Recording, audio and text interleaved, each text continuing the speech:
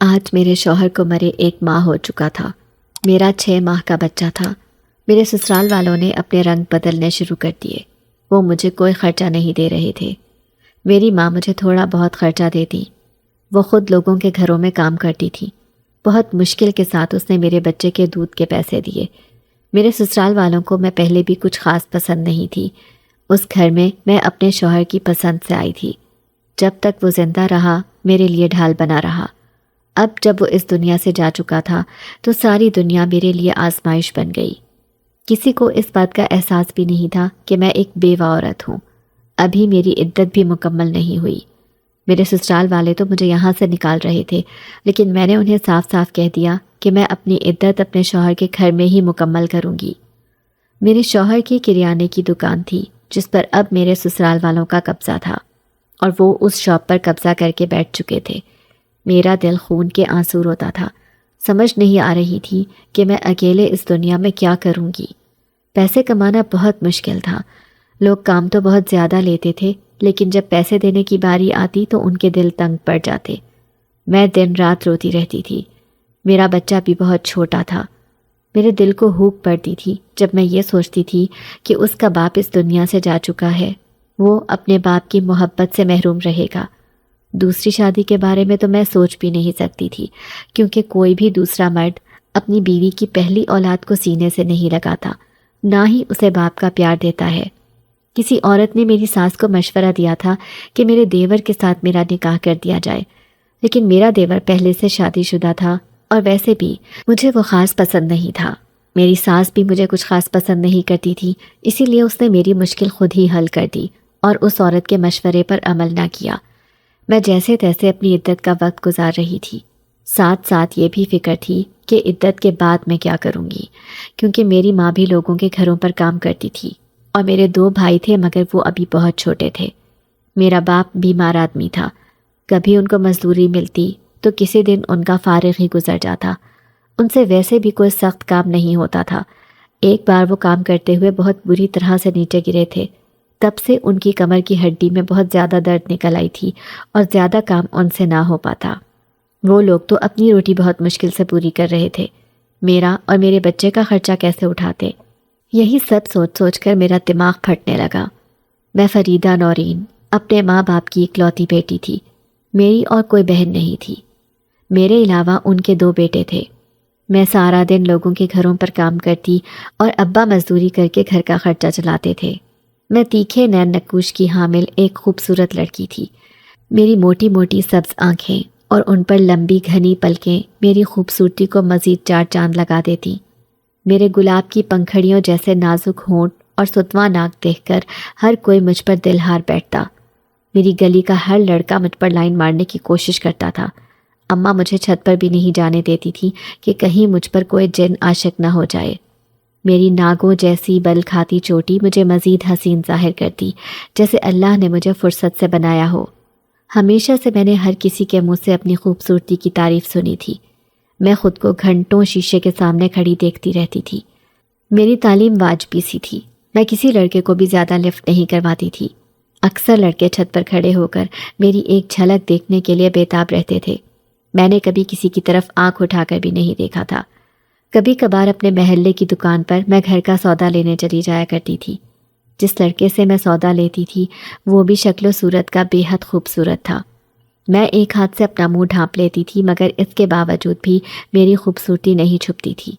میری خوبصورت سبز آنکھیں اپنا جادو بکھیرتی رہتی تھیں۔ وہ لڑکا مجھ پر دل ہار بیٹھا۔ مجھ سے بات کرنے کی کوشش کرتا، لیکن اس نے کبھی میرا ہاتھ پکڑنے کی بھی کوشش نہیں کی اور نہ ہی کوئی غلط حرکت کی۔ اس کی شرافت نے آہستہ آہستہ میرے دل میں اپنی جگہ بنانی شروع کر دی۔ میرے گھر کی نسبت ان کا گھرانہ خوشحال تھا۔ 1-2 بار اس نے سودے کے ساتھ خط بھی ڈال دیا۔ وہ اکثر مجھ سے پیسے نہیں لیتا تھا۔ میں اکثر ہی ادھار سودا لینے کے لیے اس کے پاس آیا کرتی تھی، اور وہ مجھے مفت ہی سودا دے دیتا تھا۔ آج اس نے سودے کے ساتھ خط بھی ڈال دیا۔ میں نے گھر جا کر دھڑکتے دل کے ساتھ خط کھولا۔ اس کے اندر بہت ہی خوبصورت تحریر تھی۔ اس نے بہت خوبصورت لفظوں کے ساتھ اظہار کیا تھا۔ میں نے خط پڑھنا شروع کیا۔ اس پر لکھی عبارت یوں تھی: جب سے میں نے تمہیں دیکھا ہے میری راتوں کی نیندیں اڑ گئی ہیں۔ جہاں بھی دیکھتا ہوں تمہارا ہی چہرہ نظر آتا ہے۔ دل ہر وقت تمہیں دیکھنے کو تڑپتا ہے۔ ایسا لگ رہا ہے میری زندگی میں تمہارے سوا اور کچھ بھی نہیں۔ جب بھی میں تمہیں دیکھتا ہوں تو میرا دل یہی چاہتا ہے کہ تمہیں یہاں سے کہیں دور لے جاؤں۔ تم بہت ہی خوبصورت ہو، تمہارے لائق تو مجھے کوئی چیز بھی نہیں لگتی۔ دنیا کی ہر چیز تمہارے آگے ہیچ ہے۔ تم کسی حسین پھول کی مانند ہو جو کانٹوں کے درمیان اپنی پوری آب و تاب سے کھڑا ہے۔ تم اس سفید رنگ کی طرح اجلی ہو جسے کوئی چھو بھی جائے تو وہ میلا ہو جاتا ہے۔ میں تم سے بہت محبت کرتا ہوں، تمہارے بغیر نہیں رہ سکتا۔ پلیز میری محبت کا جواب محبت سے دینا۔ فقط تمہارا شہزاد۔ یہ خط پڑھتے ہی میرے دل کی حالت بدل گئی، چہرے پر مسکان آ گئی۔ میں نے وہ خط اپنے سینے سے لگا لیا، بار بار اسے پڑھ رہی تھی۔ پھر میں نے وہ خط سنبھال کر رکھ دیا۔ مجھے بہت شرم آ رہی تھی، میں اسے کوئی خط نہ لکھ سکی، نہ ہی اس کی محبت کا میں نے جواب دیا۔ وہ سوالیہ نگاہوں سے میری طرف دیکھتا تھا۔ ہم دونوں کا حال ایک دوسرے سے مختلف نہیں تھا، آگ دونوں طرف لگی ہوئی تھی۔ ایک دن اس نے مجھے سودا پکڑایا تو اس سے سودے کا شاپر پکڑتے ہوئے میرے ہاتھ لرزنے لگے اور میری پلکیں شرم کے مارے نیچے جھک گئیں۔ اس دن نہ جانے مجھے کیا ہوا تھا کہ میں اس کے سامنے بے حد کنفیوز ہو گئی۔ وہ بھی شاید میری حالت سے لطف اٹھانے لگا۔ میں فوراً شاپر پکڑ کر گھر کی جانب بھاگ گئی۔ گھر جا کر میرے دل کی دھڑکن بہت تیز تھی۔ میں کافی دیر تک اپنی دھڑکنوں پر قابو پانے کی کوشش کرتی رہی۔ میرے چہرے پر ہلکا ہلکا پسینہ بھی آ گیا تھا۔ دل کی کیفیت بالکل بدل چکی تھی۔ مجھے خود پر غصہ بھی آنے لگا کہ کیوں میں اس کے سامنے آج اتنی کنفیوز ہو رہی تھی۔ آج اماں بھی گھر پر تھیں۔ مجھے اتنا گھبرایا ہوا دیکھ کر اماں بولی کہ مجھے کیا ہوا ہے، خیریت تو ہے؟ میں نے اماں کو کہا کہ کچھ نہیں، بس میری طبیعت کچھ خراب ہو رہی ہے، نہ جانے کیوں آج دل گھبرا رہا ہے۔ میں نے اماں کو بہانہ لگا دیا۔ پھر اماں نے مجھے کہا کہ میں آج اپنا کوئی اچھا جوڑا پہن لوں کیونکہ رشتے والے مجھے دیکھنے کے لیے آ رہے ہیں۔ مجھے ایسا لگا جیسے اماں نے میرے سر پر کوئی بم پھوڑ دیا ہو۔ میں نے اماں سے کہا کہ یہ رشتے والے کہاں سے ٹپک گئے، مجھے ابھی شادی نہیں کرنی۔ اماں کو غصہ آ گیا۔ وہ کہنے لگیں کہ میں جیسا کہہ رہی ہوں ویسے ہی کرو، چپ چاپ تیار ہو جاؤ اور میرے ساتھ زیادہ بحث مت کرو۔ اماں کو غصے میں آتا دیکھ کر میں نے خاموشی اختیار کر لی، لیکن میرا دل بہت پریشان ہو گیا تھا۔ مجھے اس بات کی پکی امید تھی کہ رشتے والے مجھے پسند کر لیں گے کیونکہ میں تھی ہی اتنی خوبصورت۔ میرے ویسے بھی محلے سے آئے دن رشتے آتے رہتے تھے، لیکن اماں کا معیار شاید میرے حوالے سے کافی اونچا تھا۔ میں نے سادہ سا جوڑا پہنا اور دھلے دھلائے منہ کے ساتھ ان کے سامنے جا کر بیٹھ گئی۔ جیسا میں نے سوچا تھا ویسا ہی ہوا۔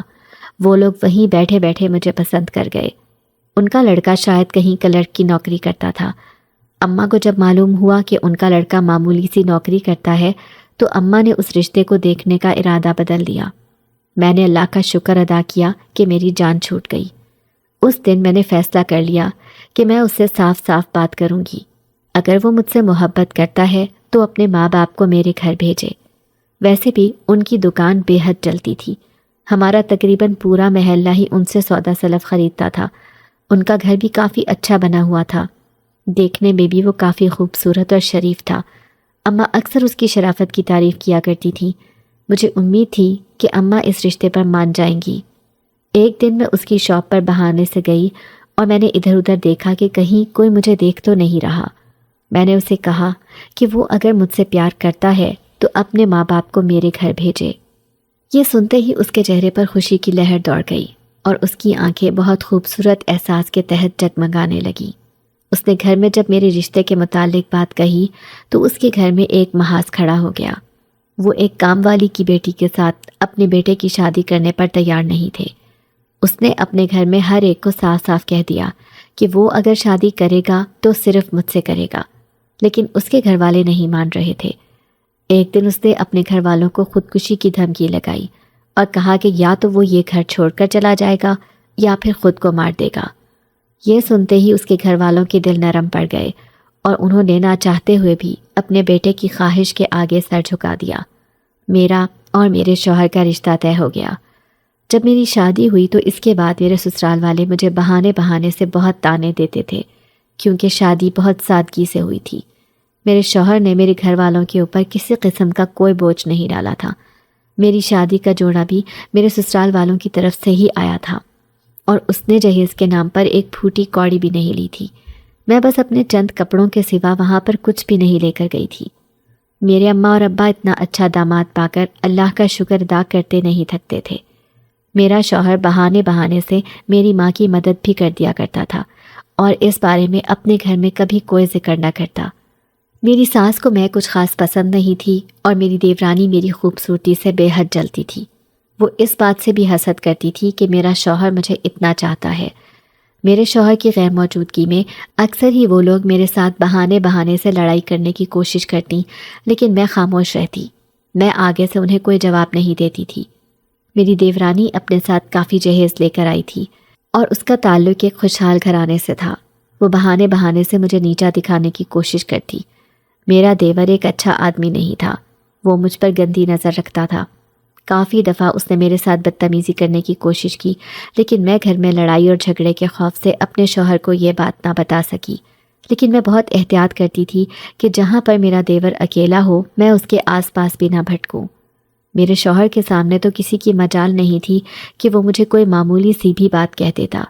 اس کے سامنے سب میرے ساتھ اچھے ہی بنے رہتے تھے۔ میں لوگوں کے منافقت بھرے چہرے دیکھ کر حیران رہ جاتی کہ لوگ اندر سے کیسے ہوتے ہیں اور باہر سے کیسے نظر آتے ہیں۔ میری دیورانی اپنی بہن لانا چاہتی تھی، لیکن وہاں پر میں آ گئی اور اسے اس بات کا بھی بہت غصہ تھا۔ وقت ایسے ہی گزر رہا تھا، پھر میں امید سے ہو گئی۔ اللہ نے مجھے بے حد خوبصورت بیٹے سے نوازا، لیکن تب بھی میرے سسرال والوں کے دل میں میرے لیے کوئی جگہ نہ بنی۔ میرا شوہر بہت خوش اور مسرور تھا۔ وہ مجھ سے مزید محبت کرنے لگا تھا۔ وہ اپنی ذمہ داریوں کو احسن طریقے سے نبھا رہا تھا۔ پھر نہ جانے ایک دن کیا ہوا کہ وہ دکان پر بیٹھے بیٹھے گر گیا۔ اسے ہاسپٹل لے کر گئے تو پتہ چلا کہ دل کا دورہ بڑھنے کی وجہ سے اس کی روح پرواز کر گئی ہے۔ جب میں نے یہ خبر سنی تو مجھے ایسا لگا جیسے میں تپتے ہوئے صحرا میں آ کر کھڑی ہو گئی ہوں، جہاں پر میرا کوئی نہیں جو میری خبر رکھ سکے۔ میرا رو رو کر برا حال تھا۔ میری ساس بھی بے حد رو رہی تھی۔ پھر میرے شوہر کی وفات کے بعد کسی نے ہماری خبر نہ لی۔ میرا دیور مجھے کہتا تھا کہ اگر مجھے کسی چیز کی ضرورت ہو تو میں اسے بتا سکتی ہوں، لیکن میں اس کی نیت کو جانتی تھی کہ وہ مجھے چند چیزیں دے کر بدلے میں میری عزت کا سودا کرنے کی کوشش کرے گا، اور مجھے یہ گوارا نہیں تھا۔ میری ماں آ کر مجھے تھوڑے بہت پیسے دے جاتی، جس سے میں اپنے بچے کا دودھ پورا کر رہی تھی۔ عدت پوری ہوتے ہی میری ساس نے مجھے کہا تھا کہ میں یہاں سے چلی جاؤں۔ میں خود بھی یہاں رکنا نہیں چاہ رہی تھی، کیونکہ میرا دیور موقع کی تلاش میں تھا۔ جس دن میری عدت پوری ہوئی میں وہاں سے نکل گئی اور اپنی ماں کے گھر چلی گئی۔ اماں کے گھر جا کر مجھے کم از کم یہ تو سکون تھا کہ میری عزت تو محفوظ ہوگی۔ میں ابھی گھر سے باہر نکل کر پیسے بھی نہیں کما سکتی تھی، کیونکہ میرا بچہ ابھی بہت چھوٹا تھا۔ اسے میں کس کے پاس چھوڑتی؟ ایک دن میں گھر سے باہر نکلی۔ میرے پاس اپنے شوہر کی دی ہوئی 2-3 انگوٹھیاں تھیں۔ باقی کا جو زیور مجھے میرے شوہر نے بنوا کر دیا تھا وہ سب میری ساس نے لے لیا۔ اسے ان 3-4 انگوٹھیوں کا علم نہیں تھا، اس لیے یہ میرے پاس ہی رہ گئیں۔ میں نے ایک انگوٹھی جا کر سنیار کے پاس بیچی اور پیسے لے لیے۔ ان پیسوں سے میں نے چند دن گزارے، لیکن پیسے جلد ہی ختم ہو گئے۔ آج کل جس قدر مہنگائی تھی، 500 اور 1000 تو یوں ہی ختم ہو جاتا تھا، اور جب یہی 500 اور 1000 کمانے کے لیے ہم لوگ باہر نکلیں تو لگ پتا جاتا ہے۔ بیوہ عورت کو سب لوگ اپنا ہی مال سمجھنے لگتے تھے۔ ایک دن میں نے محلے کی کسی اور شاپ سے ادھار سودا لیا۔ اس آدمی نے مجھے غلط اشارے دیے۔ یہ دیکھ کر میری آنکھوں میں آنسو آ گئے۔ اس آدمی کی عمر میرے باپ کی عمر کے برابر تھی۔ لوگ دوسروں کی مجبوریوں سے فائدہ اٹھانا چاہتے ہیں، اس بات نے مجھے بہت تکلیف دی تھی۔ میں آنکھوں میں آنسو لیے گھر جا رہی تھی کہ اچانک ایک کالا بلہ میرے پاس آ کر کھڑا ہو گیا۔ میں بہت گھبرا گئی۔ وہ عام بلے جیسا نہیں تھا، اس کی نسبت قد کاٹ میں کافی بڑا تھا۔ میرے ہاتھ میں دودھ تھا اور اس کی نظریں دودھ کے شاپر پر تھی۔ میں نے دودھ کا شاپر اس کے آگے رکھ دیا اور اس نے اس میں سے دودھ چاٹنا شروع کیا۔ کچھ دودھ وہ پی گیا اور کچھ نیچے زمین پر بہنے لگا۔ میں نے بہت مشکل سے اپنے بچے کے لیے یہ دودھ خریدا تھا، لیکن بلے سے ڈرنے کی وجہ سے میں نے اپنے بچے کے حصے کی خوراک اسے دے دی۔ دودھ پینے کے بعد اس کی نظریں میرے اوپر آ کر ٹھہر گئیں۔ میں آہستہ آہستہ ڈرتے ہوئے وہاں سے گزرنے لگی، لیکن وہ وہیں کھڑا مجھے جاتا ہوا دیکھتا رہا۔ جب تک میں اس کی آنکھوں سے اوجھل نہ ہو گئی وہ وہاں سے نہ ہلا۔ جب میرا گھر قریب آیا تو میں بھاگ کر گھر کے اندر چلی گئی۔ میں نے اپنے بچے کو دیکھا، وہ کافی بھوکا تھا۔ میں نے پرانا تھوڑا سا دودھ فیڈر میں ڈال کر اسے پلایا۔ دودھ پیتے ہی وہ سو گیا۔ میں اس کے سوتے ہوئے چہرے کو دیکھ رہی تھی۔ ذہن میں یہی سوچیں حاوی تھیں کہ اس معصوم بچے کو یہ بھی علم نہیں کہ اس کا باپ اس دنیا سے جا چکا ہے۔ کس قدر محبت اور شفقت کرنے والی ہستی سے اللہ نے اسے محروم رکھ دیا۔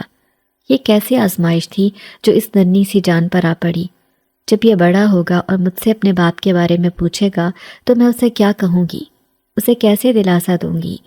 جب وہ دوسرے بچوں کو اپنے باپ کے ساتھ نخرے اٹھاتے دیکھے گا، وہ اپنی زندگی میں باپ کی کمی کو محسوس کرے گا۔ میرے دل میں ان گنت خیالات تھے۔ میرا بہت محبت کرنے والا شوہر میرا ساتھ چھوڑ چکا تھا۔ مجھے یقین ہی نہیں آتا تھا کہ وہ یہاں موجود نہیں۔ میری آنکھوں سے آنسو بہنے لگے۔ خوشیوں کا دور کتنا مختصر ہوتا ہے۔ کاش وہ اس دنیا سے نہ جاتا تو میری زندگی کتنی مختلف ہوتی۔ میں دن رات اسے یاد کرتی تھی۔ میری زندگی کا ایسا کوئی لمحہ نہیں تھا جب میں نے اس کے بارے میں نہ سوچا ہو۔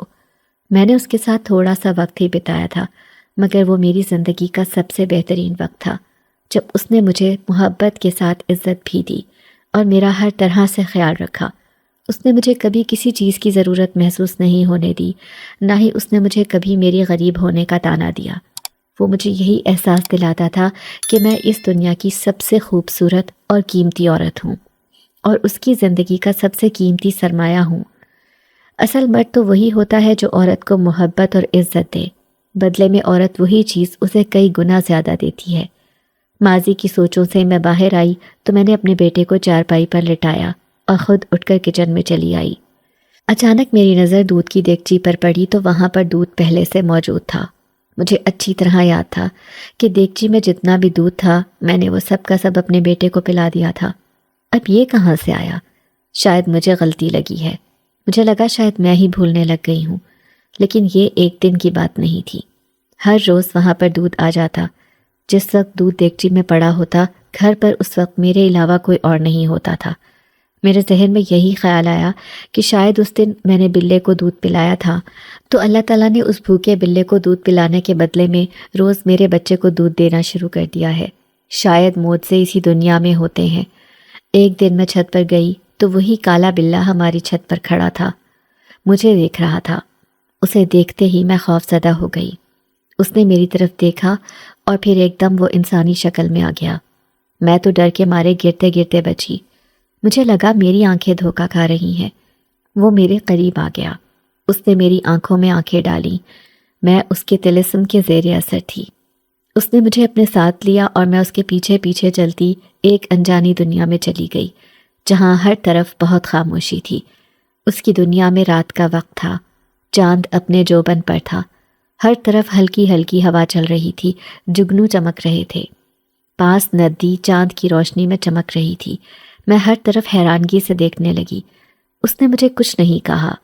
وہ چاند کی طرف منہ کیے کھڑا تھا، کبھی وہ میری طرف دیکھتا، کبھی اس چاند کی طرف، جیسے اندازہ لگانے کی کوشش کر رہا ہو کہ کون زیادہ خوبصورت ہے، میں یا سامنے موجود چمکتا ہوا چاند، جس کی چاندنی ہر چیز کو چمکا رہی تھی۔ بہت ہی رومانوی ماحول بنا ہوا تھا۔ میرا ذہن میرے شوہر کی طرف چلا گیا۔ اگر یہ سب کچھ میں اس کے ساتھ دیکھ رہی ہوتی تو زندگی بے حد حسین و جمیل ہوتی۔ دل سے ایک ٹھنڈی سی آہ نکلی۔ میں صرف یہ سبب سوچ ہی سکتی تھی۔ وہ چلتا ہوا میری طرف آیا اور بہت ہی خوبصورت انداز سے اس نے مجھے مخاطب کیا۔ مجھے نہیں معلوم تھا کہ وہ کون تھا۔ میرا دل تو ابھی بھی بے یقینی کی کیفیت میں تھا کہ میں اس وقت کہاں پر کھڑی ہوں۔ یہ ارد گرد میرے ساتھ سب کچھ ہو رہا ہے، کیا اس کا تعلق حقیقت سے ہے یا پھر صرف یہ میرا وہم ہے، یا میں کوئی جاگتی آنکھوں سے خواب دیکھنے لگی ہوں؟ میرا دل حقیقت اور خواب کے درمیان ڈول رہا تھا۔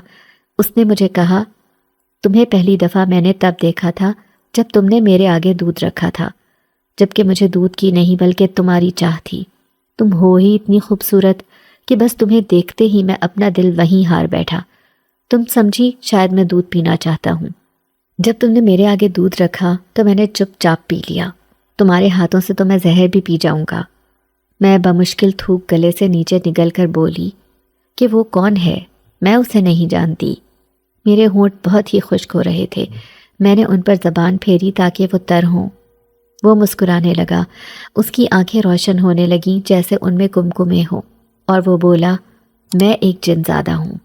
میں جنوں کی اس قسم سے تعلق رکھتا ہوں جو بہت ہی طاقتور ہوتے ہیں۔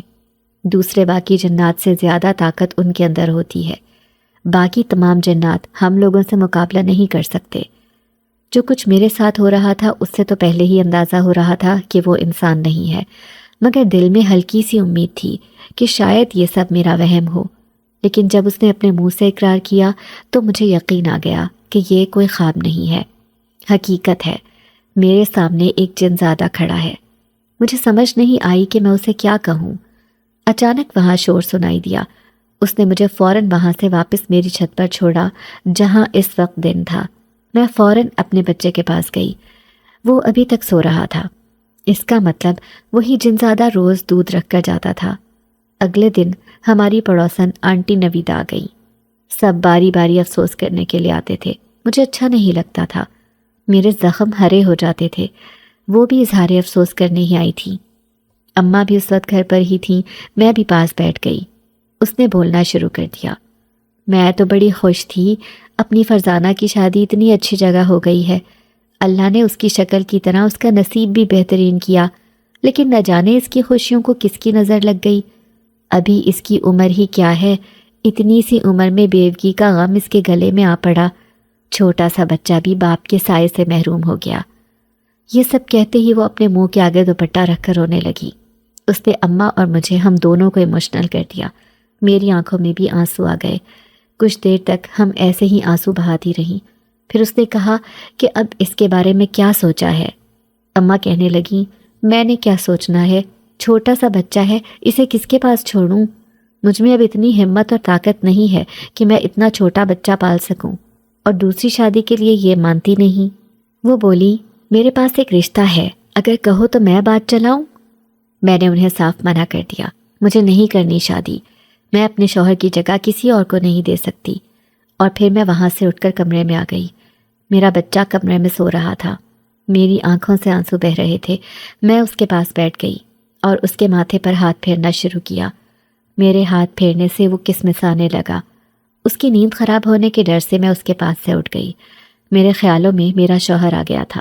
مجھے وہ دن یاد آ گیا جب شادی کے بعد میں تیار ہوئی تھی۔ اس کی نظریں مجھ سے ہٹ نہیں رہی تھیں۔ وہ بار بار مدہوش سا ہو رہا تھا۔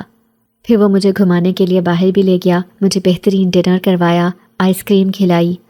آج سے پہلے میں نے کبھی باہر نہ تو ڈنر کیا تھا اور نہ ہی ایسے آئس کریم کھانے گئی تھی۔ ہمارے گھر کے حالات ایسی چیزوں کی اجازت نہیں دیتے تھے۔ اس نے صحیح معنوں میں مجھے شہزادی بنا کر رکھا تھا۔ میں نے آنکھوں سے آنسو صاف کیے، اس کی دی ہوئی انگوٹھی نکالی جو منہ دکھائی میں ملی تھی۔ میں اس انگوٹھی کو سنبھال کر رکھتی تھی۔ میری کوشش تھی کہ میں اسے نہ بیچوں۔ اگلے دن اماں نے مجھے کچھ پیسے دیے۔ میں ادھار چکانے گئی۔ اس دکاندار کے پاس میرا جانے کا دل نہیں چاہ رہا تھا، مگر اسے پیسے لٹانے تھے۔ میں بادل ناخواستہ اس کے پاس گئی۔ اس نے کہا کہ اگر میں چاہوں تو وہ یہ پیسے معاف کر سکتا ہے، اسے غریبوں کا بہت خیال ہے۔ مجھے معلوم تھا کہ وہ ناٹک کر رہا ہے۔ میں نے پیسے پکڑائے اور گھر آ گئی۔ لوگ بھی ہماری مجبوریوں سے کیسے کیسے فائدے اٹھاتے ہیں۔ میں دکھی دل کے ساتھ بیٹھ گئی۔ میں بہت فکر مند تھی کہ کیا کروں۔ ابا کی طبیعت زیادہ خراب رہنے لگی تھی۔ اماں بھی بوڑھی ہو رہی تھی۔ بھائیوں کو کام سیکھنے کے لیے ایک دو جگہ ڈالا ہوا تھا، مگر ابھی وہ صرف سیکھ رہے تھے، انہیں پیسے نہیں ملتے تھے۔ بیمار ہونے کے باوجود بھی میری ماں لوگوں کے گھروں میں کام کر رہی تھی۔ ایک دن اماں کی طبیعت زیادہ خراب تھی تو ان کی جگہ میں چلی گئی۔ میں نے کہا کہ میرے آنے تک میرے بیٹے کا خیال وہ رکھ لیں۔ میں ایک گھر میں کام کرنے گئی۔ ان کے گھر میں مرد بھی تھے۔ ایک درمیانی عمر کا آدمی مجھے گھورنے لگا۔ ایک دفعہ اس نے میری کمر پر ہاتھ پھیرنے کی کوشش کی، مگر میں فوراً پیچھے ہٹ گئی۔ اس کی آنکھوں میں ہوس صاف نظر آ رہی تھی۔ اس نے مجھے واپسی پر پیسے تھمائے، لیکن مجھے اس سے گھن آ رہی تھی۔ میں نے اسے نظر انداز کیا اور گھر چلی گئی۔ میری ذہنی حالت بہت خراب تھی۔ مجھے مردوں پر بہت غصہ تھا جو ہم جیسی غریب اور نادار عورتوں پر اپنی نگاہ رکھتے تھے۔ انہیں لگتا ہے نوکری کرنے والی ساری عورتیں بری ہیں۔ انہیں یہ کیوں سمجھ نہیں آتا کہ وہ مجبوری کی حالت میں گھر سے باہر نکلتی ہیں۔ مردوں کو ان کا خیال رکھنا چاہیے، انہیں ایک اچھا ماحول فراہم کرنا چاہیے، مگر یہ تو اپنی ہوس کے مارے ہیں۔ میں چلتی جا رہی تھی اور ساتھ ساتھ اپنی آنکھیں بھی صاف کر رہی تھی جو شدت غم سے برس رہی تھی۔ گھر گئی تو بیٹا بہت تنگ کر رہا تھا، شام تک اسے بہت تیز بخار ہو گیا۔ میں بہت ڈر گئی تھی کیونکہ آج سے پہلے وہ اتنا بیمار کبھی نہیں ہوا تھا۔ میں نے ہر ٹوٹکا آزما لیا، پھر اسے ہاسپٹل لے گئی۔ ڈاکٹر کو چیک کروایا تو اس نے کہا کہ فوراً ایڈمٹ کریں۔ میرے پاس پیسے نہیں تھے۔ میں نے اماں کو کہا کہ میں پیسوں کا بندوبست کرتی ہوں، آپ یہیں رکیں۔ اس وقت مجھے کوئی راستہ نظر نہیں آ رہا تھا۔ اچانک وہی کالا بلّا میرے پاس آ گیا اور انسانی شکل اختیار کر لی۔ اس نے مجھے پیسے دیے، میں نے اس کا شکریہ ادا کیا اور فوراً اس سے پیسے لے لیے، پھر ہاسپٹل جا کر جمع کروائے۔ وہ میرے آس پاس ہی گھوم رہا تھا۔ اماں کو میں نے کہا کہ میرے پاس بالیاں تھیں، میں نے وہ بیچی ہیں۔ ڈاکٹر نے 2 دن بعد میرے بیٹے کو ڈسچارج کیا۔ وہ بلّا اس دوران میرے آس پاس ہی رہا۔ اس نے مجھے ضرورت کی ہر چیز فراہم کی۔ ایک دن وہ مجھے اکیلا پا کر میرے پاس آیا۔ میں نے اسے کہا کہ مجھے پیسوں کی ضرورت تھی، یہ تمہیں کیسے معلوم ہوا؟ وہ بولا کہ دل کو دل سے راہ ہوتی ہے، میں تم سے سچی محبت کرتا ہوں، اسی لیے جب تمہیں میری ضرورت ہوتی ہے میں تمہارے پاس آ جاتا ہوں۔ میرے دل کو سگنل مل جاتا ہے کہ تم کسی تکلیف میں ہو۔ میں اس کا شکریہ ادا نہیں کر سکتی تھی۔ جس طرح اس نے میرا ساتھ دیا ایسے تو کوئی اپنا بھی نہیں دیتا۔ میری باتیں سن کر وہ بولا، مجھے شکریہ ادا کرنے کی ضرورت نہیں ہے، میں اس کی محبت ہوں، اس لیے وہ میری پرواہ کرتا ہے، میری خاطر وہ کچھ بھی کر سکتا ہے۔ اسی طرح باتیں کرتے کرتے وہ چلا گیا۔ اچانک ایک دن میری ساس آ گئی۔ وہ کہنے لگیں کہ وہ اپنے پوتے کو واپس لینے آئی ہے۔ یہ سنتے ہی مجھے لگا جیسے کسی نے میرے جسم سے روح نکالنے کی بات کی ہو۔ میں نے صاف انکار کر دیا۔ وہ بولیں کہ وہ کورٹ میں جائیں گی، وہ اپنے بیٹے کی نشانی کو اپنے پاس رکھنا چاہتی ہیں۔ میں نے انہیں غصے سے کہہ دیا کہ اگر انہیں اتنی ہی محبت تھی تو مجھے گھر سے کیوں نکالا؟ میرا اور میرے بیٹے کا حصہ اس گھر میں ہے، اس کے کاروبار میں بھی تھا، مجھے کیوں محروم رکھا اس سے؟ اگر انہیں واقعی بیٹے سے سچی محبت ہوتی تو وہ ہم دونوں کو اس کی امانت سمجھ کر اپنے پاس رکھتی۔ انہوں نے کیوں ہمارا خیال نہیں کیا؟ کبھی یہ بھی نہیں پوچھا کہ ہم کس حال میں ہیں، اپنے پوتے کی خبر تک نہیں لی، اس کے دودھ اور پیمپر کا خرچہ دینے کی کوشش تک نہیں کی۔ پچھلے دنوں وہ اتنا بیمار رہا، اس کے ہاسپٹل کا خرچہ ہم نے کیسے دیا؟ کتنی مشکل سے ہم گزارا کر رہے ہیں، لیکن آپ کو تو مجھ سے نفرت تھی۔ لیکن آپ کا پوتا تو آپ کا اپنا خون تھا، اس کا کیا قصور تھا؟ میں روتے ہوئے بول رہی تھی۔ میں نے دل کا سارا غبار نکال دیا۔ میری باتیں سن کر وہ بھی تھوڑی جذباتی ہو گئیں۔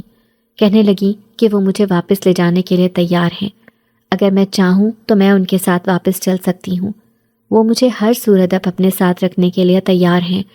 وہ میرا اور میرے بچے کا خرچہ اٹھائیں گی۔ مجھے ان کی آنکھوں میں سچائی نظر آ رہی تھی۔ غم تو ان کا بھی بہت بڑا تھا، انہوں نے اپنا جوان بیٹا کھویا تھا۔ ماں ہونے کے ناطے میں ان کا غم سمجھ سکتی تھی، لیکن میں نے انہیں انکار کر دیا۔ انہوں نے کہا کہ میں اس وقت جذباتی ہو رہی ہوں، اس لیے وہ ابھی جا رہی ہیں، لیکن کچھ دنوں بعد وہ مجھے دوبارہ لینے آئیں گی۔ ہو سکتا ہے تب تک میرا فیصلہ بدل جائے۔ وہ وہاں سے چلی گئیں۔ میں نے اماں کو اس بارے میں بتایا۔ اماں نے کہا کہ جو بھی میرا فیصلہ ہوگا انہیں منظور ہے، لیکن انہوں نے ساتھ مجھے یہی کہا کہ اگر میں ان کا مشورہ لینا چاہتی ہوں تو وہ مجھے یہی مشورہ دیں گی کہ یا تو میں دوسری شادی کر لوں یا پھر واپس اسی گھر میں چلی جاؤں۔ کم از کم وہاں پر ہم لوگوں کو 2 وقت کی روٹی اور بنیادی ضروریات تو پوری کرنے والا کوئی مل جائے گا۔ بچہ جب کل کو بڑا ہوگا تو اس کے باپ کی کریانے کی دکان اس کے حوالے ہو جائے گی۔ ویسے بھی وہ دکان بہت چلتی ہے، ہم یہاں پر تم لوگوں کو کچھ بھی نہیں دے سکتے۔ ہمارے لیے تو 2 وقت کی روٹی پوری کرنا ہی مشکل ہے۔ کچھ عرصے بعد تمہارے ابا اور میں اس جہان سے چلے جائیں گے۔ ہم لوگ تو بوڑھے ہو چکے ہیں، ہماری ہڈیوں میں اتنا دم نہیں، اور کل کو تمہارے بھائیوں کی شادیاں ہوں گی تو ان کی بیویاں تمہیں اور تمہارے بچے کو کبھی برداشت نہیں کریں گی۔ میں تو یہی چاہتی ہوں کہ تم دوبارہ اپنا گھر بسا لو، ابھی تم بہت کم عمر ہو، لوگ تو اکیلی عورت کو بالکل بھی نہیں چھوڑتے۔ اس کے علاوہ تم جو بہتر سمجھتی ہو وہ کر سکتی ہو۔ مجھے اپنی بے بسی پر رونا آ رہا تھا۔ ماں کی باتوں میں دم تھا۔ میرے ماں باپ دن بدن کمزور ہوتے جا رہے تھے، میں بھی ان پر بوجھ بنی ہوئی تھی۔ مجھے اس جنزادے کا خیال آیا، لیکن میں اس کے ساتھ بھی نہیں جا سکتی تھی۔ نہ جانے جنوں کی دنیا کیسی ہوگی اور کیا وہ مجھے اپنے ساتھ رکھنا بھی چاہے گا یا نہیں، اور میں اپنے گھر والوں کو اس کے بارے میں کیا بتاؤں گی کہ میں کہاں جا رہی ہوں۔ یہ سب سوچ سوچ کر میرا دماغ پھٹ رہا تھا۔ مجھے کوئی راستہ نظر نہیں آیا۔ میں نے مصلی بچھایا، اللہ سے دعا کی، اس سے کہا کہ وہ مجھے راستہ دکھائے، میرے لیے آسانیاں کرے۔ کافی دیر تک میں دعائیں مانگتی رہی۔ ہر روز میرے لیے کوئی نہ کوئی رشتہ آیا رہتا تھا۔ ایک دن ایک لڑکے نے تو میرا راستہ ہی روک لیا۔ وہ کہنے لگا کہ وہ مجھ سے ہر صورت شادی کرنا چاہتا ہے، میں اسے انکار نہ کروں۔ ایک بار پہلے بھی اسی لڑکے کے لیے میرا رشتہ آ چکا تھا، مگر یہ لڑکا اچھے کردار کا نہیں تھا، اس لیے میرے ماں باپ نے انکار کر دیا تھا۔ وہ میری جان ہی نہیں چھوڑ رہا تھا۔ میں نے یہی سنا تھا کہ یہ لڑکا جوا بھی کھیلتا ہے اور شراب بھی پیتا ہے۔ اس نے ایک بار جوئے میں اپنی بہن کو بھی بیچ دیا تھا۔ محلے میں ان لوگوں کو کوئی بھی منہ نہیں لگاتا تھا۔ میں نے اسے کہا کہ وہ میرے راستے سے ہٹ جائے۔ وہ بدتمیزی پر اتر آیا۔ اس نے میرا ہاتھ پکڑ لیا اور مجھے کھینچنے لگا، ساتھ ساتھ وہ مجھے گالیاں بھی دے رہا تھا۔ میں اس سے اپنا ہاتھ چھڑانے کی کوشش کر رہی تھی۔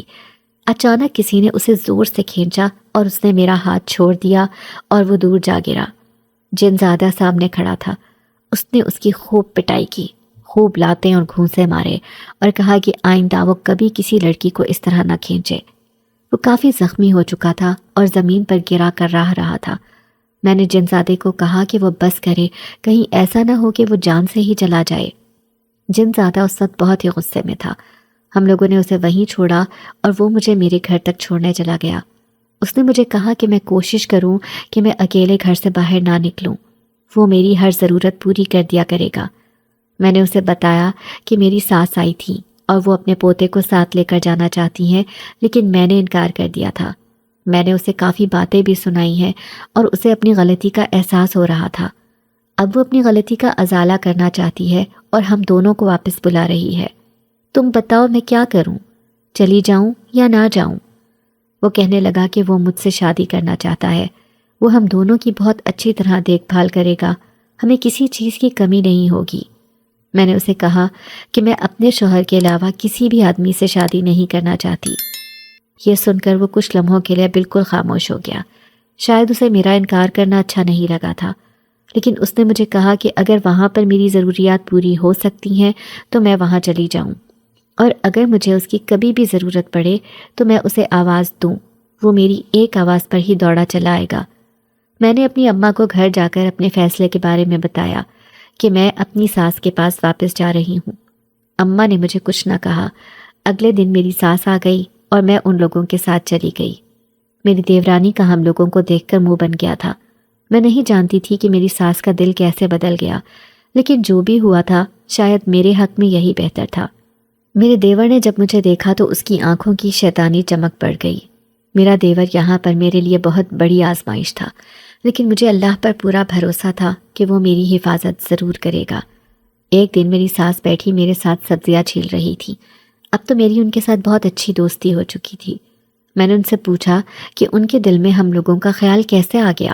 وہ کہنے لگی کہ میں نے خواب میں کتنی دفعہ اپنے بیٹے کو دیکھا ہے، وہ مجھ سے شکایت کر رہا تھا کہ آپ میرے بیٹے کا خیال نہیں رکھتی، تو میں بہت بے چین ہو گئی۔ شاید میرے بیٹے کی روح کو سکون نہیں آ رہا تھا۔ جب میں تمہارے پاس گئی اور تمہیں کہا کہ مجھے میرا پوتا واپس کر دو تو تم نہیں مانی۔ میں خود بھی تو ایک ماں ہوں، میں جانتی ہوں ایک ماں کے لیے اپنے بچے کو الگ کرنا بہت ہی تکلیف دہ ہوتا ہے۔ تم نے مجھے میری غلطیوں کا احساس دلایا۔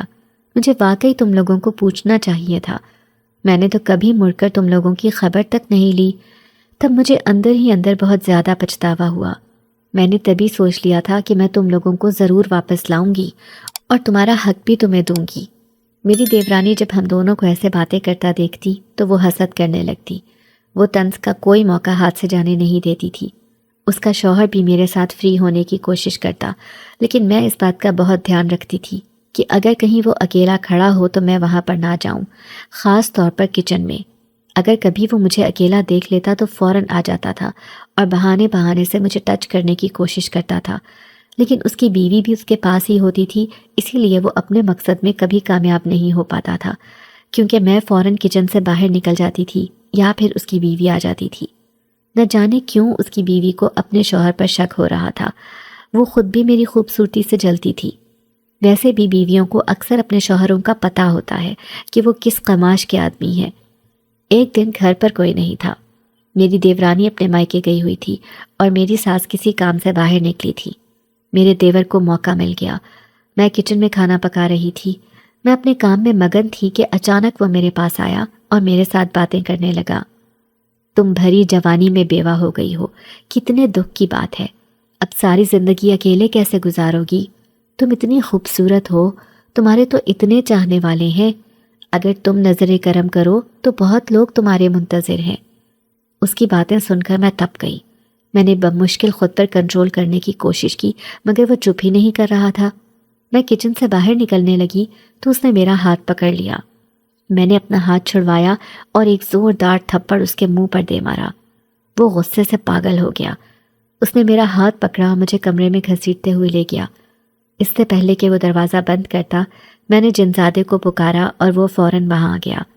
اس نے میرے دیور کی خوب پٹائی کی تھی۔ وہ حیران سا ہو کر ادھر ادھر دیکھنے لگا۔ وہ بہت ڈر گیا کہ کون سی نادیدہ طاقت اسے مار رہی ہے، پھر وہ گھر سے باہر بھاگ گیا۔ میں بہت زیادہ رو رہی تھی۔ میرا بیٹا بھی شور سے اٹھ گیا تھا۔ میں تو خود کو نہیں سنبھال پا رہی تھی، اسے کیا چپ کرواتی۔ میں نے تبھی سوچ لیا کہ میں یہاں نہیں رہوں گی، میں جنزادے کے ساتھ چلی جاؤں گی اور میرے لیے یہی بہتر ہے۔ میری ساس کے آنے تک میں سنبھل گئی۔ میں نے ان سے کہا کہ میں یہاں نہیں رہ سکتی۔ آپ کے بیٹے کی نیت مجھ پر خراب ہے، وہ کسی دن میری عزت خراب کرے گا۔ میری ساس کو بہت افسوس ہوا اور وہ بولی کہ وہ آج اس کی اچھی طرح سے خبر لیں گی۔ میں نے کہا کہ وہ مجھے جانے دیں پلیز، میں اب اس کی شکل بھی نہیں دیکھنا چاہتی۔ میری ساس بہت دکھی ہو رہی تھی۔ وہ بہت شرمندہ تھی۔ اسے یقین نہیں آ رہا تھا کہ اس کا بیٹا ایسا کر سکتا ہے۔ میں نے اپنے بیٹے کو لیا اور جنزادے کے ساتھ اس کی دنیا میں چلی گئی۔ میں بہت رو رہی تھی۔ میرے دل سے غم ہی نہیں نکل رہا تھا۔ پہلے اس لڑکے نے میرا ہاتھ کھینچا اور اب میرا دیور میرے ساتھ زبردستی کرنے کی کوشش کر رہا تھا۔ میری ہی غلطی تھی۔ میں اس کی نیچر کے بارے میں جانتی تھی، مجھے ہی احتیاط کرنی چاہیے تھی۔ میں خود کو ہی الزام دیے جا رہی تھی۔ جنات کی دنیا میں جا کر بھی میرا دل بہت زیادہ بے سکون تھا۔ مجھے کہیں پر بھی سکون نہیں آ رہا تھا۔ رہ رہ کر اپنے شوہر کی یاد آتی تھی۔ دل اس کی یادوں سے نکلنے کے لیے تیار ہی نہیں تھا۔ زندگی جیسے اس کے گرد ہی تھم گئی تھی۔ اس کی دنیا میں ہر طرف خوبصورت باغ تھے، ان پر لدے ہوئے پھل بہت خوشنما لگتے۔ مجھے اماں اور ابا بھی یاد آ رہے تھے۔ مجھے نہیں معلوم تھا کہ میرے پیچھے وہاں پر کیا ہوا۔ یہاں پر انسان نہیں تھے، لیکن میرا پالا جنزادے کے علاوہ کسی اور جن کے ساتھ نہیں پڑا۔ اس نے مجھے یہاں پر بھی چھپا کر رکھا ہوا تھا تاکہ کوئی اور مجھے نہ دیکھ لے اور نقصان پہنچانے کی کوشش نہ کرے۔ جنزادے نے مجھ سے وعدہ کیا تھا کہ وہ صحیح موقع دیکھ کر مجھے اپنی دنیا میں سب سے روشناس کروائے گا، لیکن ابھی اس کا وقت نہیں آیا۔ وہ کچھ معاملات تھے جن کو سلجھانے کی کوشش کر رہا تھا۔ ایک دن میں محل سے باہر نکل کر باغ میں گھوم رہی تھی کہ اچانک وہاں پر ایک جنزادی آ گئی۔ اس نے مجھے دیکھا تو کہنے لگی، تم انسان ہو؟ مجھے امید نہیں تھی کہ وہ اچانک مجھے یوں باہر ٹہلتے ہوئے دیکھ لے گی، ورنہ میں احتیاط کرتی۔ میں ایک لمحے کے لیے تو گھبرا گئی، لیکن اس نے انسانی بو کو محسوس کر لیا تھا۔ میرے ہاتھ میں میرا بیٹا بھی تھا۔ وہ بولی کہ میں یہاں پر کیا کر رہی ہوں اور مجھے ادھر آنے کا راستہ کیسے ملا۔ اس کی آنکھوں میں حیرانگی تھی اور وہ بہت تفتیش کرنے کے انداز میں کچھ پوچھ رہی تھی۔ میں نے اسے ساری بات سچ سچ بتا دی۔ وہ بولی، تو تم وہ آدم زادی ہو جس کے پیچھے وہ جنزادہ مرا جا رہا ہے؟ اس کی آنکھوں میں بھی مجھے رقابت کی جھلک محسوس ہوئی۔ مجھے اپنے اندر تک تھکن اترتی ہوئی محسوس ہوئی۔ میں پہلے بھی بہت سارے لوگوں کی حسد کی نظر کا شکار ہو چکی تھی، اب یہاں پر بھی حسد میری جان نہیں چھوڑ رہا تھا۔ مجھے اپنے آپ پر ترس آنے لگا۔ اس دنیا میں شاید کہیں پر بھی میرے لیے جگہ نہیں تھی۔ آنسو اپنے حلق میں اٹکتے ہوئے محسوس ہو رہے تھے۔ شاید مجھے یہاں سے بھی جانا پڑتا۔ میرا دل چاہ رہا تھا کہ میں اپنا بیٹا اٹھاؤں اور کسی نہر کے اندر چھلانگ لگا لوں تاکہ اس زندگی سے میری جان چھوٹ جائے۔ لوگ تو خوبصورتی کی تمنا کرتے ہیں، لیکن میری خوبصورتی ہی میرے لیے آزمائش بنی ہوئی تھی۔ ایسی خوبصورتی کو پا کر میں کیا کرتی جس نے مجھے بہت آزمائش میں مبتلا کر دیا تھا۔ ہر کوئی میرے جسم کو حاصل کرنے کی چاہ میں تھا۔ صرف میرا شوہر وہ واحد انسان تھا جسے میری روح سے بھی اتنی ہی محبت تھی جتنی محبت وہ میرے خوبصورت چہرے سے کرتا تھا۔ لیکن دنیا میں ہر انسان ایک دوسرے سے مختلف ہوتا ہے، ہر کوئی میرے شوہر جیسا نہیں ہو سکتا تھا۔ وہ جا چکی تھی اور میں بہت زیادہ غمگین ہو کر محل کے اندر چلی گئی۔ مجھے اپنی غلطی کا احساس ہو رہا تھا، مجھے اپنے ماں باپ کے گھر سے نکلنا نہیں چاہیے تھا۔ مجھے سمجھ ہی نہیں آ رہی تھی کہ اب اگر میں یہاں سے چلی جاؤں گی تو میں دنیا کے کس کونے میں پناہ لوں گی۔ ہر جگہ بھوکے بھیڑیے اپنی طاق میں بیٹھے ہوئے تھے کہ کب انہیں کوئی شکار ملے اور وہ اس کا شکار کر کے اپنا پیٹ بھریں۔ جنزادہ جب میرے پاس آیا تو اسے سب معلوم ہو چکا تھا۔ وہ بولا کہ یہاں پر سب کو معلوم ہو چکا ہے کہ میں نے ایک انسان کو اپنے پاس رکھا ہوا ہے اور یہاں کے قانون کے مطابق مجھے بلایا گیا ہے۔ مجھے کہا گیا ہے کہ میں تمہیں یہاں سے واپس انسانی دنیا میں بھیج دوں۔ وہ یہاں پر کسی انسان کو برداشت نہیں کر سکتے، اس لیے تمہیں یہاں سے جانا ہوگا، کیونکہ میں نہیں چاہتا کہ یہاں پر کوئی تمہیں کسی قسم کا نقصان پہنچائے۔ میں نے بہت مشکل سے انہیں یہاں پر آنے سے روکا ہے۔ وہ جنزادی مجھ سے شادی کرنا چاہتی تھی، لیکن میں نے اسے انکار کر دیا تھا اور کہا تھا کہ میں کسی اور کو پسند کرتا ہوں۔ اس نے کسی طریقے سے معلوم کر لیا ہے کہ میں ایک انسان سے محبت کرتا ہوں، لیکن وہ تمہارے بارے میں کوئی معلومات حاصل نہیں کر سکتی تھی۔ اب جب میں تمہیں یہاں پر لے آیا تو اس کی تمہارے ساتھ ملاقات ہو گئی اور اس نے تمہیں دیکھ بھی لیا ہے۔ میں تمہیں ہر صورت ان سب سے بچا کر رکھنا چاہتا ہوں۔ تم میری سب سے قیمتی چیز ہو جسے میں کسی صورت نہیں کھو سکتا۔ میں تم سے ضرور شادی کروں گا، لیکن انسانی دنیا میں رہ کر۔ میں تمہارے لیے وہاں پر ایک مکان کا بندوبست کروں گا اور تمہارے لیے رشتہ مانگنے آؤں گا۔ تم میرے رشتے کے لیے ہاں کر دینا۔ میں تمہارا اور تمہارے ماں باپ کا خرچہ بھی اٹھاؤں گا۔ میں وعدہ کرتا ہوں تمہیں کبھی کسی چیز کی کمی نہیں ہوگی۔ میرے پاس اس کی بات ماننے کے علاوہ اور کوئی چارہ نہیں تھا، اور میں یہ بھی جانتی تھی کہ وہ اپنے وعدے کا پکا ہے۔ اس نے مجھے یہاں سے لیا اور واپس میرے ماں باپ کے گھر چھوڑا۔ وہاں جا کر میں نے انہیں بتایا کہ کیسے میرے دیور نے میری عزت لوٹنے کی کوشش کی اور میں اللہ کے فضل سے بچ گئی۔ اماں ابا بھی بہت پریشان تھے، میرے مستقبل کے حوالے سے وہ بھی بہت ٹینشن لے رہے تھے۔ اور پھر اچانک جنزادہ ایک آدمی کے روپ میں میرے گھر آیا۔ اس نے میرے ماں باپ سے میرا رشتہ مانگا۔ مجھے معلوم تھا کہ یہ جنزادہ ہی ہے، میں نے بھی ہاں کر دی۔ میں نے اس کے ساتھ شادی کر لی تھی۔ اس نے اس دنیا میں ہی میرے لیے ایک مکان لیا اور مجھے وہاں پر رکھا۔ وہ میری ہر ضرورت کو پوری کرتا تھا۔ سب کو معلوم تھا کہ میرا شوہر اس دنیا میں موجود ہے، اسی لیے کسی نے بھی میرے ساتھ کبھی بدتمیزی کرنے کی کوشش نہ کی۔ میں بہت مجبور تھی، میں نے بہت مجبوری میں اس کا رشتہ قبول کیا تھا، لیکن میں اس کی امانت میں خیانت نہیں کرنا چاہتی تھی، مگر میں اپنے دل کے ہاتھوں مجبور تھی۔ مجھے اپنا پہلا شوہر نہیں بھولتا تھا۔ اس نے ہم دونوں کو بے حد خوش رکھا ہوا تھا۔ اس نے کبھی اپنے فرض میں کوئی کوتاہی نہیں کی۔ میرے بیٹے سے وہ باپ جیسی محبت کرتا تھا۔ اس نے میرے ماں باپ کو بھی خرچہ دینا شروع کر دیا تھا۔ اس کے مجھ پر بہت زیادہ احسان تھے۔